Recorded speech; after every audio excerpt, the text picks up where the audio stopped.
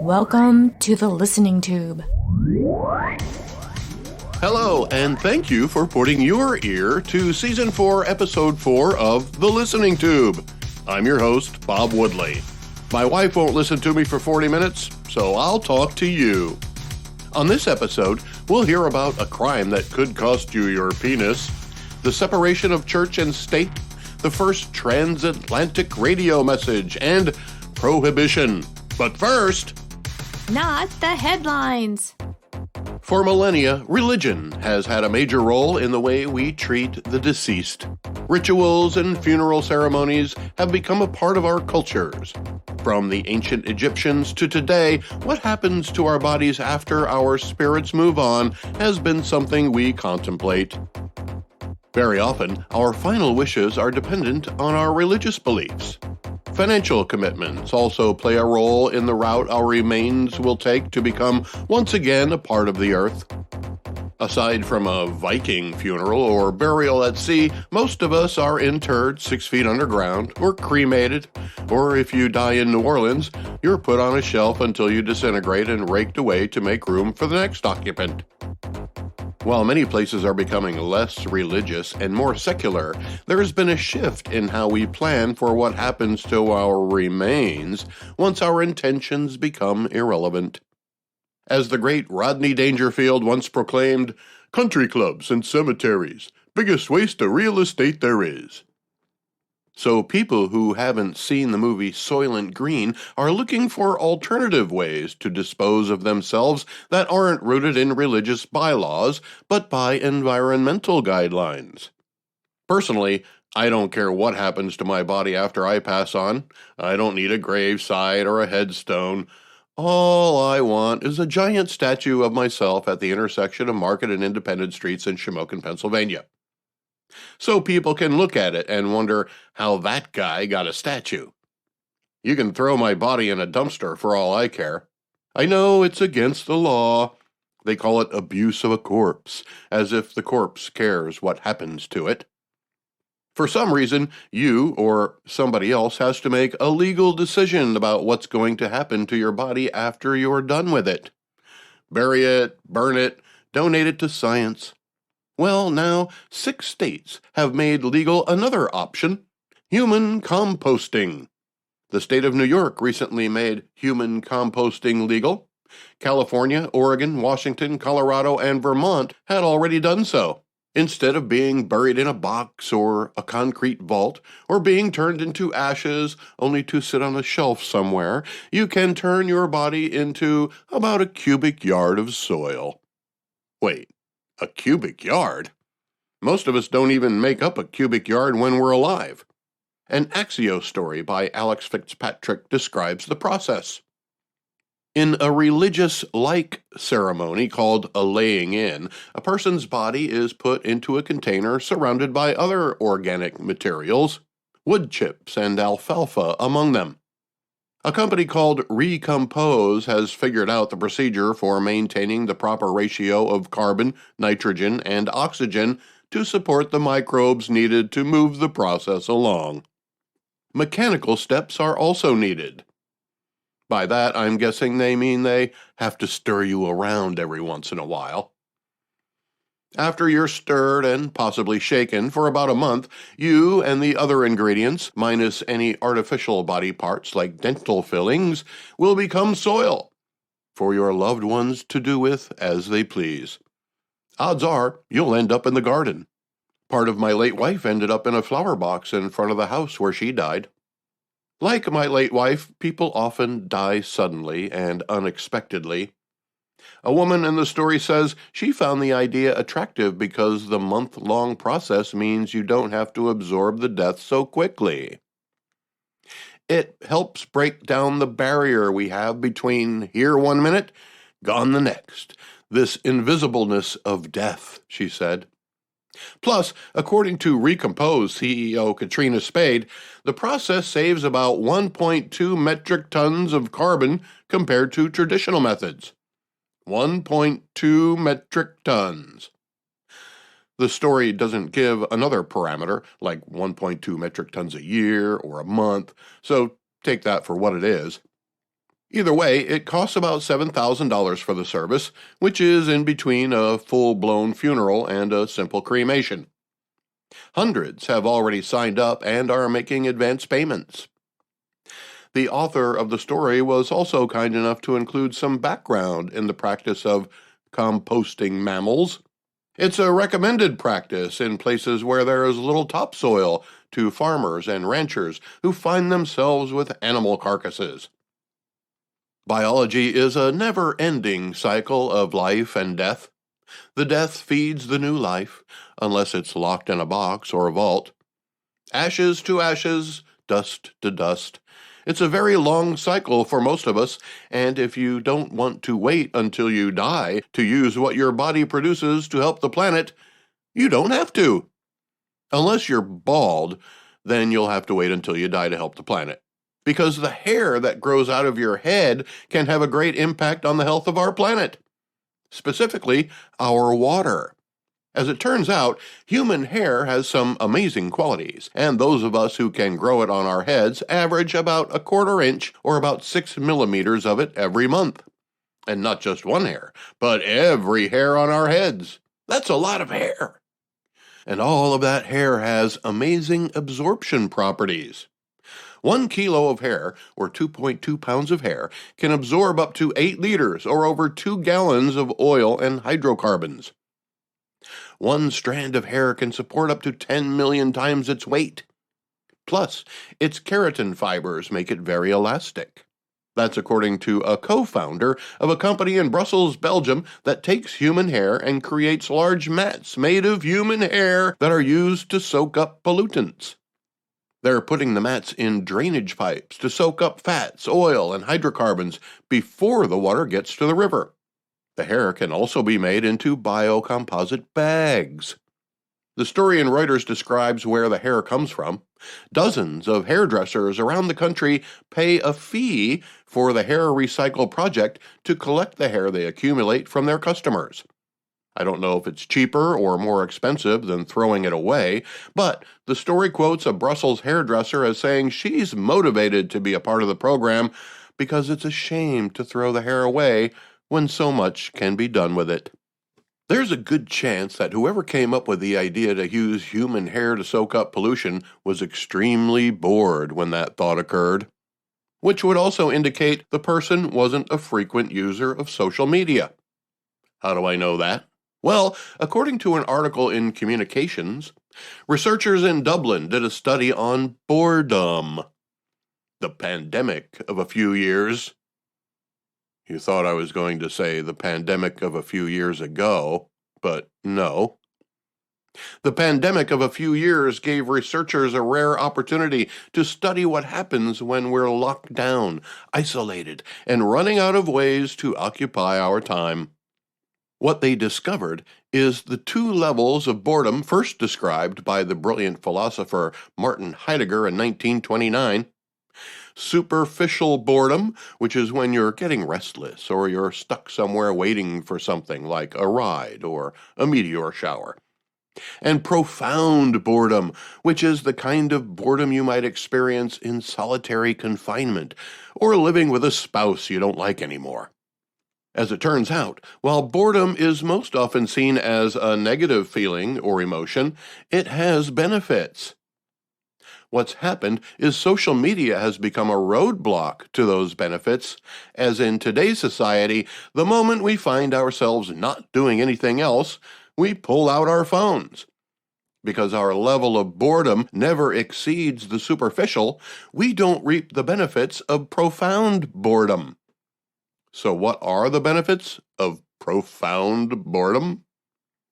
Dr. Timothy Hill, who helped write a study about boredom, time, and technology, says boredom can be, quote, intensely positive if people are given the chance for undistracted thinking and development, unquote.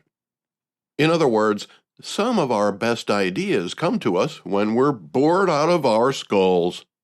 Today's technology is preventing us from achieving that profound level of boredom, thus depriving us of our most creative thinking and the discovery of new passions.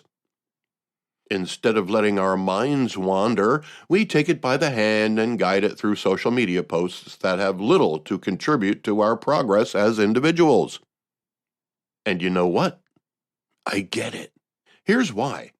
One of the things I do is color commentary analyst for radio broadcasts of high school football games. We go on the air at 6:30 p.m., and my play-by-play guy and I are live for the next several hours until the game is over and the post-game show is done. Usually around 9:30 or 10 o'clock, we turn off the mics and pack up. It's a very intense time, and you're constantly living in the moment. First a pregame show, then watching a play, describing the play, moving on to the next play, a halftime show, and so on until it's over. Once I get home, I don't turn on anything. I have to wind down. I crack open a beer, I stand in the living room and think. I also walk around a little bit. But it's during these moments I think of some pretty cool or stupid or profound or funny stuff. I write a lot of it down, and believe it or not, it was during one of those post-game thought fests that I came up with the idea for the listening tube. Whether or not it was a good idea has yet to be determined, but those sessions of quiet introspection have produced some of the most interesting thoughts. Now, I'm not suggesting you start your own podcast, but I highly recommend you spend some quality time with your own thoughts. You might be surprised by what you discover. But in order to do that, you have to allow yourself to become bored. Not just superficially bored, but profoundly bored. I only raised my voice there in case you were actually getting bored. Okay, time to move on.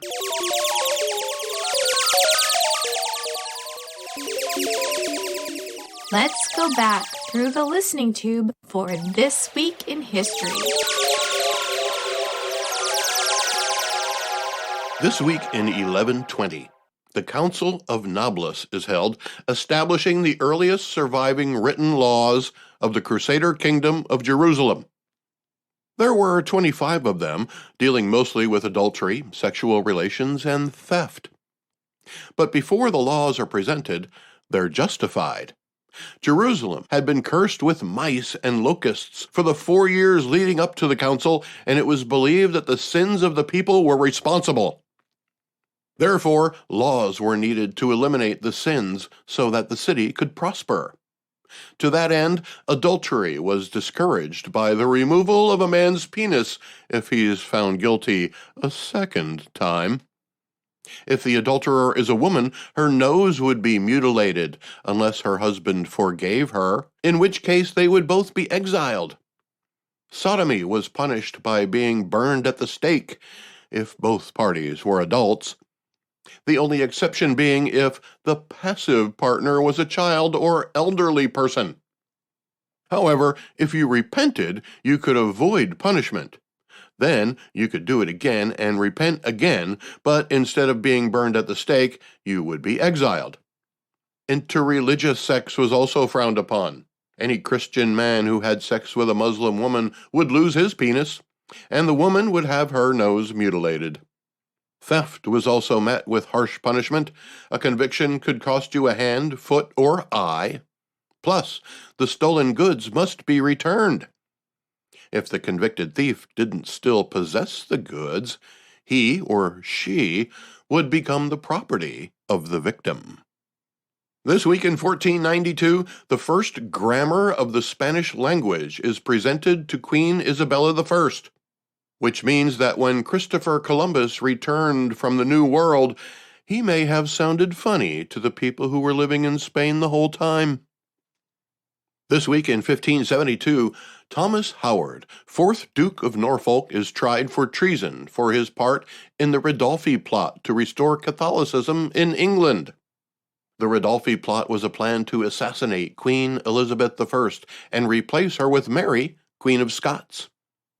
Howard's plan also included him marrying Mary, thus becoming King of England. As a Roman Catholic, he could then pronounce Catholicism as the official religion of England. But 2 years earlier, Pope Pius V condemned Queen Elizabeth I and excommunicated her. Catholics were thereafter seen as threats, so 9 years later, this week in 1581, the English Parliament outlaws Roman Catholicism. It stayed that way for more than 200 years, until in 1829, Parliament passes the Roman Catholic Relief Act. This week in 1782, Superintendent of Finance Robert Morris goes before the U.S. Congress to recommend establishment of a national mint and decimal coinage, eventually leading to the term dime bag. And this week in 1783, the Kingdom of Great Britain signs a peace treaty with France and Spain. So what, you say? Well, the peace treaty officially ended hostilities in the American Revolutionary War. France and Spain supported the colonies in the battle for independence and played a critical role in ending it. The treaty had 10 articles, only one of which is still in effect. The other 9 have been rendered irrelevant by progress. The only article that really mattered is the one still in effect, Article 1, which says, quote, Britain acknowledges the United States to be free, sovereign, and independent states, and that the British Crown and all heirs and successors relinquish claims to the government, property, and territorial rights of the same, and every part thereof. Unquote. This week in 1786, the Commonwealth of Virginia enacted the Statute for Religious Freedom, authored by Thomas Jefferson. It is because of this statute that Jefferson is credited or blamed for the separation of church and state. He also wrote the Declaration of Independence. Jefferson was a religious man, but balked at the thought of a virgin birth and resurrection. Instead, he saw Christ as a teacher of common sense and morals, and even compiled his own version of the Bible. But it was in 1802, when Jefferson became the 3rd President of the United States, that he wrote a letter to a group of Baptists in Connecticut who congratulated him for his election victory. But because of his religious beliefs, his political opponents accused him of being an infidel and an atheist. When he was elected president, according to a story written by an American university professor, people were scared that their Bibles would be confiscated. Politics. Hasn't changed a bit. Anyway, Jefferson wrote a letter back to the well-wishers to assure them that their religious liberties would be maintained under his administration. It said, believing with you that religion is a matter which lies solely between man and his God, that he owes account to none other for his faith or his worship, that the legitimate powers of government reach actions only and not opinions, I contemplate with sovereign reverence that act of the whole American people which declared that their legislature should make no law respecting an establishment of religion, or prohibiting the free exercise thereof, thus building a wall of separation between church and state. Thus, the separation of church and state became a part of the lexicon of American law, established as a precedent by the U.S. Supreme Court and often interpreted as freedom from religion instead of freedom of religion. This week in 1788, the first elements of the First Fleet, sailing ships carrying 736 convicts from England to Australia, arrives at Botany Bay. A day or so later in 1788, the second group of ships of the First Fleet arrives at Botany Bay, bringing even more people and supplies. Then, also this week in 1788, the third and main part of the First Fleet arrives at Botany Bay. Arthur Phillip decides that Botany Bay is unsuitable for the location of a penal colony. There was insufficient fresh water, and the soil was poor. Wikipedia says the trees were hard to cut down, and the port too shallow. So the governor decides to move the penal colony to Port Jackson, just north of Botany Bay. You might be familiar with the area of the former British penal colony. It's now the site of the Sydney Opera House, often seen on television around the world on New Year's Eve. This week in 1870, a political cartoon for the first time symbolizes the United States Democratic Party with a donkey. The cartoon was called A Live Jackass Kicking a Dead Lion, and it was drawn by Thomas Nast for Harper's Weekly Magazine. At that time, there were two factions of the Democrat Party, those who opposed the Civil War and wanted to make peace with the recently defeated Confederates, and the War Democrats, who had other ideas. The donkey in the cartoon was symbolic of the anti-war Democrats, also called Copperheads. The dead lion in the cartoon was symbolic of President Lincoln's war secretary, Edwin Stanton. Ironically, Stanton was a Democrat and even publicly criticized the Lincoln administration. But Lincoln hired him because of Stanton's intelligence and determination in 1862, and Stanton immediately changed the entire army. The two became friends. It was Stanton who was at Abraham Lincoln's side when he died from an assassin's bullet, saying, "Now he belongs to the ages." I think the interpretation of the cartoon, a live jackass kicking a dead lion, means that the Copperheads weren't happy with the pace of peace talks and reconciliation following the Civil War. Feel free to draw your own conclusion, or your own cartoon. This week in 1903, President Theodore Roosevelt sends a radio message to King Edward VII, the first transatlantic radio transmission originating in the United States. Well, it wasn't a radio message like we might be familiar with today.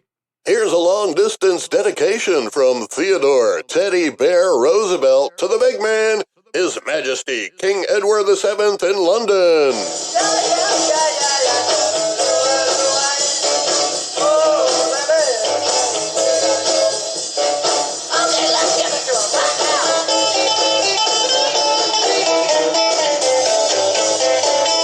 No, it was actually in Morse code.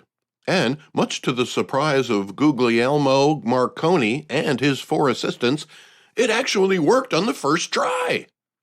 The message read, "In taking advantage of the wonderful triumph of scientific research and ingenuity which has been achieved in perfecting a system of wireless telegraphy, I extend on behalf of the American people most cordial greetings and good wishes to you and to all the people of the British Empire.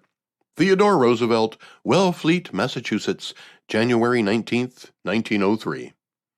Big deal, you say?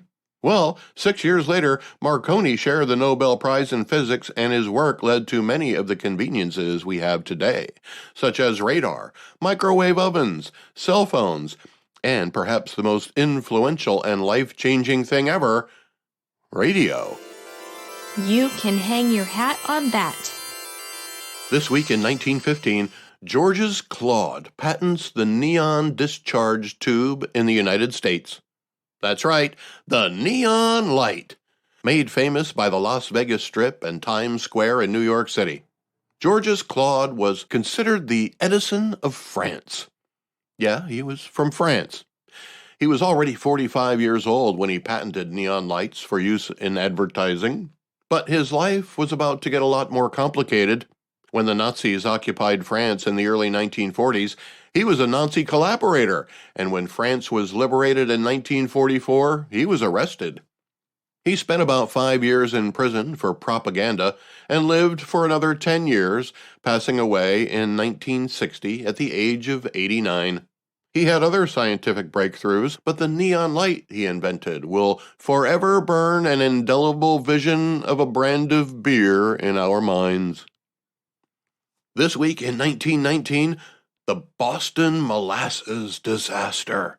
A large molasses tank in Boston bursts and a wave of molasses rushes through the streets. Now, the speed at which molasses rushed through the streets is relative. You might think that a herd of gazelle would be a lot faster than a wave of molasses, and you would be half right. While a gazelle can reach 60 miles per hour, they can only sustain speeds of 30 to 40 miles per hour. The speed of the molasses wave was 35 miles per hour. The 2.3 million gallon wave reached a height of 8 feet. It killed 21 people and injured 150. So, from now on, if somebody tells you the person at the DMV moved at the pace of molasses in January, you may safely conclude that speed was 35 miles per hour. This week in 1919, the United States ratifies the 18th Amendment to the United States Constitution, authorizing prohibition in the United States 1 year later. The amendment had been proposed about 13 months earlier. It was the result of decades of work by members of the temperance movement who believed that if we didn't have alcohol, we wouldn't have poverty and other social setbacks. Some of the other social setbacks included immoral sexual behavior, which at that time had a much different definition than it does now, and violence, which for some people is spot on. The temperance movement is often seen as a group of crabby old ladies who don't want anyone to have any fun. Quite the opposite. The temperance movement believed that the absence of alcohol would, according to Wikipedia, inspire new forms of sociability, create happier families, reduce workplace accidents, and improve the world overall. That does sound better, doesn't it? Alas, that wasn't the end result. The amendment gave everybody a year to prepare for it, and most of us did so by figuring out how to find alcohol or how to make money selling alcohol. Speakeasies and organized crime filled the need, and the men who transported the liquor from where it was made to where it could be sold became today's NASCAR series of stock car races. Prohibition would last until 1933, encompassing the roaring 20s of the 20th century. The 21st Amendment to the Constitution repealed the 18th and sent the responsibility of alcohol regulation back to the individual states. While many states now have liberal alcohol laws, that wasn't always the case. I lived in Leavenworth, Kansas in the mid-1990s, and if I woke up on a Sunday morning to discover that I didn't have any beer in the fridge for watching football, I had to wait until noon and then drive over the state line to Missouri to buy some. Not only that, but in Leavenworth, you had to be a member of a bar, any bar, to have a drink there. It cost $11 to join a bar. Your membership would not become valid until 2 weeks later. But the 21st Amendment was seen by most as a victory for personal freedom, one less way the government intrudes on our lives. A recent Supreme Court decision also returned regulatory authority to the state level.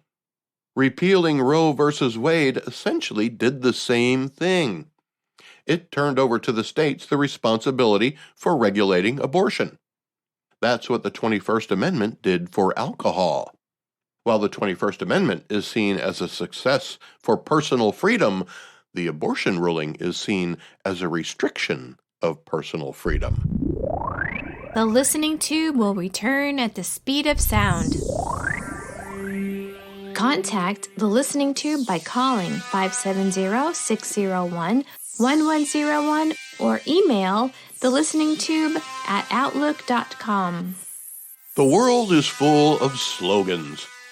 From advertising jingles to political statements to words of inspiration, slogans have been used to influence what we buy. If you've got the time, we've got the beer. I like Ike was a slogan used to elevate General Eisenhower to the President of the United States. The owner of the Oakland Raiders inspired his team with, "Just win, baby." You may have even been inspired by a poster with a photo of a cat hanging from a tree branch with the caption, "Hang in there." And by golly, you did. Mostly because you had to pay the rent, but partly because of the poster. Slogans are a powerful tool when it comes to making people act and think in a certain way. We generally accept them as part of our culture, just like a billboard that we hear instead of see.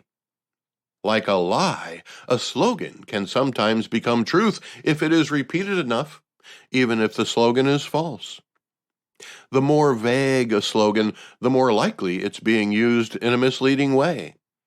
If you've got the time, we've got the beer is a very specific slogan about one particular brand of beer, Miller High Life. The slogan was also a jingle that included the brand of beer in the lyrics.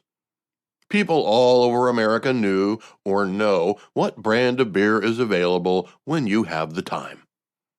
I Like Ike was about a specific person, an Army general running for President of the United States in the early 1950s, when the threat of communism was ever present and America needed a strong leader, but also a nice guy. We already knew General Dwight Eisenhower was a strong leader. I Like Ike made him human too. The Oakland Raiders of the 1970s were a force to be reckoned with. They were often the most penalized team in the NFL, yet they overcame it to produce victories. Their owner, Al Davis, didn't seem to care how the victories piled up as long as they did. Rules had to be put in place because of the way the Raiders found ways to win. Hence the slogan, "Just win, baby," and they did. Until they had to play the Pittsburgh Steelers. But his players and coaches knew exactly what he meant. When you know exactly what a slogan means and you agree with what it says, it's easy to jump on board and express your support. You might even repeat the slogan, and that slogan might even become a part of American folklore, like "Jump the Shark." Just be careful which slogans you choose to support, because, as I've already mentioned, the more vague a slogan, the more likely it is to be misused. Advertising and political slogans were, at one time, very specific in the product or person it was promoting. You either liked Ike or you didn't. But there's a slogan being promoted by the National Football League called "Inspire Change." You can sometimes see the phrase on the back of some players' helmets. It's the NFL's way of getting involved in social justice initiatives, which they agreed to do in negotiations with the Players Union a few years back. And just as social justice is a very vague description of something, so is the phrase "inspire change." Inspire change might just be the dumbest slogan in the history of mankind, as it doesn't even indicate if said change should be for the better or the worse. Gee whiz, this is working great. Too bad we have to change it. Should we always strive to improve? Yes. Should we do something in a certain way because it's always been done that way? No. But we shouldn't change things just for the sake of change. There's also a slogan that says, "If it works, don't fix it." So inspire change is one of those vague phrases that an entity like the NFL can use to claim they're doing their part to whatever. Inspire change doesn't really tell you what kind of change we're supposed to inspire or expect. The NFL's Inspire Change webpage describes 32 different people who are receiving help from the NFL to pursue their goals. Some are very admirable, feeding the hungry, helping athletes improve academically, improving the lives of wayward veterans. Some are suspect, mentorship programs that seem to exclude white kids, initiatives promoting equity that discriminate. But by putting everything under the same umbrella of Inspire Change, you're not allowed to criticize the initiative without also being accused of racism or some other form of prejudice or bigotry. So using a slogan so vague as to encompass a variety of causes will also result in being shamed for disagreeing with anything covered by the umbrella. Oh, you don't like equity initiatives? You must also hate veterans. Instead of putting "Inspire Change" on the backs of the helmets, they should have been more precise, such as "Support Judge Dominique Collins" or "Support Van Brooks." You can look them up later if you wish. But the bottom line is that the NFL took the easy way out with a slogan so vague it can be misinterpreted. If you don't look at the website, Inspire Change can be anything you want it to be. If you want to inspire change in the tax code, the NFL's got your back. If you want to inspire change in the way grass grows, well, the NFL's probably already looking into that. If you want to inspire change in the defensive pass interference rule, even the NFL can't define what inspire change means. Inspire change is a slogan meant only for those of us who are unhappy. In that regard, the campaign couldn't have come about at a better time. Most people are unhappy right now. Unhappy about the economy, unhappy about inflation, unhappy about our energy dependence, unhappy about the invasion of our southern border. How could you possibly go wrong with a slogan like Inspire Change? There's a lot that needs to be changed in our society right now. There's a lot that needs to be changed in our government right now. But somehow the change the NFL campaign is talking about isn't the same change our country needs right now. The change the NFL is advocating is for abstract goals like social justice and equity, goals forced upon them through union negotiation. The NFL is grasping at straws to find worthy beneficiaries that meet the strict criteria of the so-called advocates for change. On the other side of the coin, you'll find the people who are happy, the people who aren't calling out for change. There are many people who like many of our societal norms. These are the people who like things the way they are. But there is nobody calling for us to inspire the status quo. It's much harder to show that what we have now is as good as it's going to get than it is to imagine how things might be better. So we often confuse change with improvement. We assume that different is better. That's not always the case. Inspire Change is a perfect example of how we can be led to support a cause that has no clear direction and may even lead to undesired results.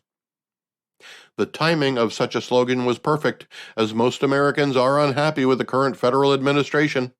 At the same time, most conservatives see it as a liberal slogan and wonder why the NFL is even getting involved in social issues. But here's where I think the problem lies. Much like the left believes the right has commandeered the American flag, the right believes the left has commandeered the word change. Just as the left sees the stars and stripes as a threat to change, the right sees change as a threat to the stars and stripes. As a result, the left has been able to use the promise of change as a selling point, while the right has been relegated to trying to inspire the status quo. I'm sorry, but even the mind that came up with "I like Ike" can't come up with a slogan that somehow inspires the status quo. I don't think "Vote Joe for the status quo" would work, nor would "If you want to keep it the same, then Joe's the name." It's much easier to convince people that things would be better if they were different than they would be if they stayed the same. But that's not always the case. Sure, we want progress. Sure, we want innovation. Sure, we want improvement. But let's not equate change with progress, innovation, and improvement. Change for the sake of change is merely an exercise in control. When you advocate for change, make sure it's a focused change, something you're sure you believe in. Try to not get caught up in vague slogans like "Inspire Change" or "Yes, we can" or "Make America Great Again." Don't get me wrong, they're all good slogans, but we need to peel away the layers of broad statements to determine if the slogan has any real meaning or if it's just a way to lead us in a direction we wouldn't go unless we were led there like sheep. A good slogan is like a Pied Piper leading the way to another destination. The problem is, slogans like "Inspire Change" and "Black Lives Matter" don't have a specific destination in mind. There's no specific goal that we can achieve if we work together. An open-ended charade with no clear goals. A meandering route to nowhere in particular. But if you don't get in line, you subject yourself to criticism and labels like racist and white supremacist, even if your skin isn't white. So, be careful which slogans you champion. You might be leading yourself down a path of never-ending pursuit of an ideal that hasn't been defined. It's okay to inspire change, but be careful what changes you promote. Change isn't always a good thing. Our changes are taking the pace I'm going through.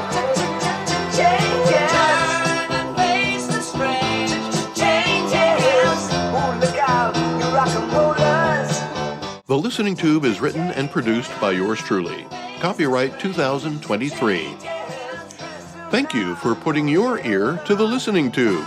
I'm your host, Bob Woodley, for Thou Ad Infinitum. This time, I said that time, baby.